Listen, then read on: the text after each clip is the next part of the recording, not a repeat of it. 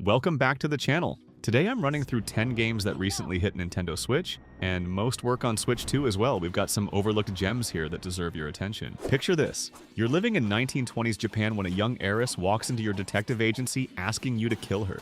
Before she can explain why, mysterious figures kidnap her. You play as Raidou, a detective who's secretly a devil summoner. Basically someone who can capture and control demons to fight alongside you.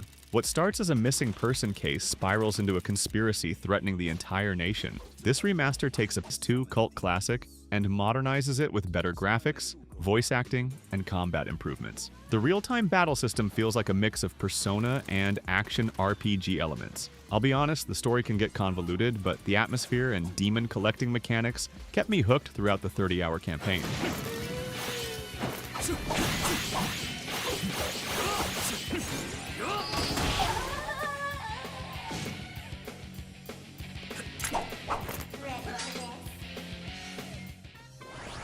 Imagine being born into a world where simply existing is a crime punishable by a million-year prison sentence. That's your reality in Freedom Wars. You play as a sinner living in underground prison cities called panopticons, where resources are so scarce that breathing uses up your quota. The only way to shorten your sentence is by volunteering for dangerous missions against giant mechanical beasts called abductors using your thorn, a grappling hook weapon that lets you zip around battlefields and tear apart these massive enemies. The story explores themes about government control and taxation in a surprisingly thoughtful way. Combat feels like a mix of Monster Hunter and Attack on Titan. I found myself genuinely invested in reducing my character's sentence, which creates this weird psychological hook where you're working within an oppressive system to earn your freedom.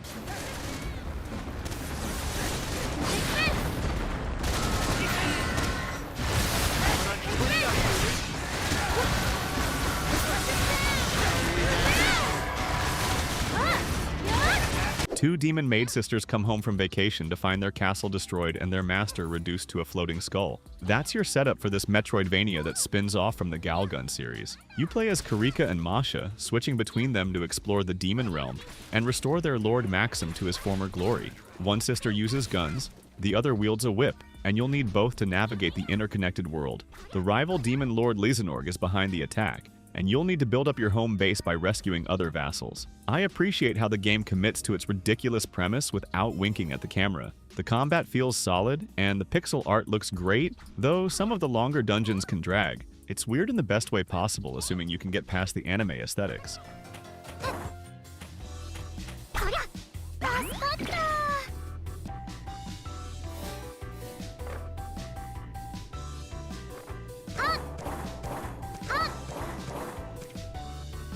You're a young rat named Arlo whose father gets killed by vampire bats called the Dark Wings. Now you need to unite the scattered clans of the Northern Wasteland to take revenge and save your kingdom. This is basically Game of Thrones with anthropomorphic animals, complete with political intrigue and brutal combat. The game plays like a 2D Dark Souls. Every fight requires careful timing of dodges, parries, and attacks. Doug Cockle narrates the story with his Geralt voice, which feels appropriate for this grim tale. You'll rebuild your settlement, craft weapons, and hunt giant beasts for materials. The hand-drawn art style creates a storybook atmosphere that contrasts nicely with the violence. I found the combat challenging but fair, though some boss fights can feel like marathons. It's definitely not for younger players despite the animal characters.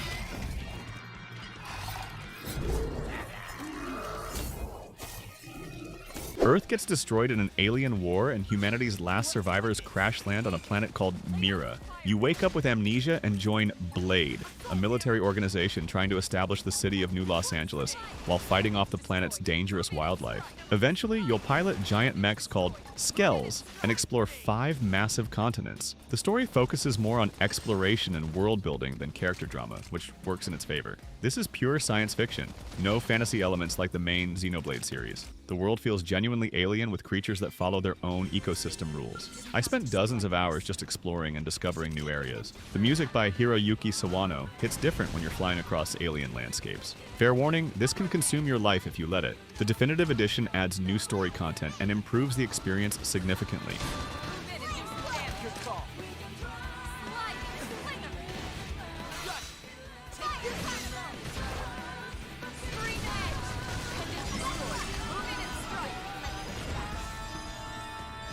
Hey, quick pause here. If you're enjoying this look at some of Switch's finest games, hit that subscribe button for more content like this. Let me know in the comments which of these games you've played or are excited to try. Now, let's continue with our lineup. High school student Takumi gets caught in an alien invasion and receives mysterious powers from a robot called Sirai. He's then transported to Last Defense Academy, where he and 14 other students must defend the school for 100 days against creatures called school invaders. The catch? If they fail, humanity ends. This comes from the creators of Danganronpa and Zero Escape, so expect psychological twists and multiple endings. Combat plays out as tactical RPG battles where you position students on a grid and use their unique abilities. Between fights, you'll build relationships and uncover the truth behind the invasion. The story jumps between visual novel segments and strategy battles. I found myself genuinely surprised by some of the plot revelations, though the pacing can feel uneven. It's essentially a 100-day time loop where your choices determine which of the many endings you'll see. Definitely worth playing if you enjoyed the creator's previous work.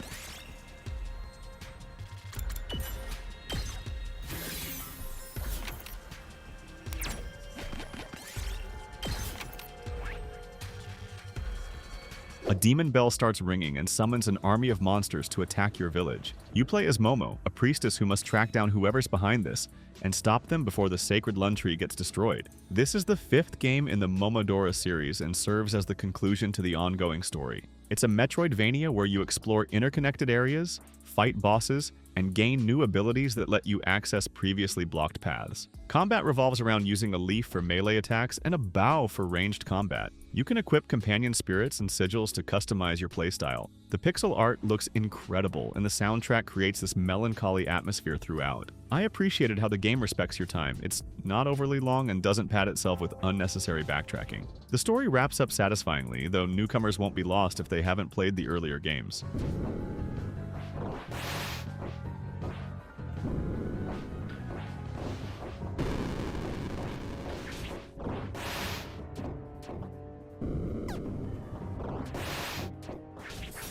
You're Pipit, a bat from a wealthy family that owns the city's power company. When rival crime bosses try to kill your aunt with a soul-stealing laser, you accidentally bind part of her soul to your Yoyo. Now you need to recover the other soul fragments while navigating corporate politics and family drama. This plays like a top-down Zelda game, but with urban environments instead of dungeons. You'll explore shopping districts, sports stadiums, and nightclubs. The Yo-Yo isn't just a weapon, it's your main traversal tool for zipping across gaps, grinding on rails, and solving puzzles. Each new trick you learn completely changes how you approach the world. I love how the game acknowledges that your family are basically the villains. They have a monopoly on electricity and charge ridiculous rates. The moral complexity makes it more interesting than typical good versus evil stories. The art style channels Game Boy Advance aesthetics perfectly.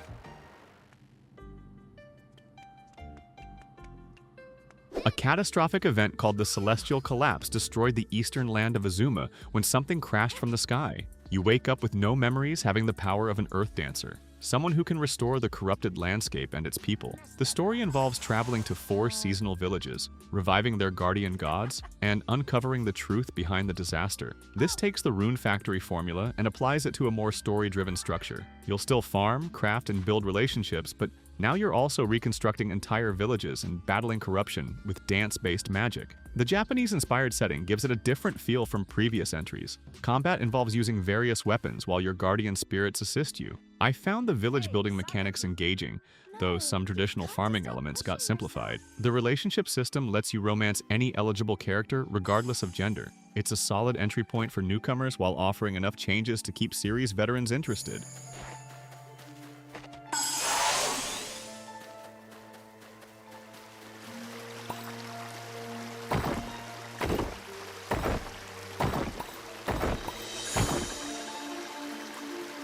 You wake up as Lilac in an abandoned laboratory with no memories, in a world where artificial beings called homunculi have gone insane from toxic underground fumes. These machine-like creatures were built to serve the kingdom, but now attack everything in sight. As an attuner, you can purify corrupted homunculi and convince them to join your cause. The story follows your search for a missing person named Lilia, while uncovering the truth behind the kingdom's collapse. This is a Metroidvania where defeated bosses become your abilities. Each purified homunculus grants you new combat skills and traversal options. The art style creates this haunting post-apocalyptic atmosphere that's both beautiful and unsettling. I appreciate how the game lets you choose difficulty settings if you want to focus on story over challenge. It's a sequel to Ender Lilies, but works fine as a standalone experience. The moral questions about artificial life and what makes someone worth saving give the gameplay emotional weight.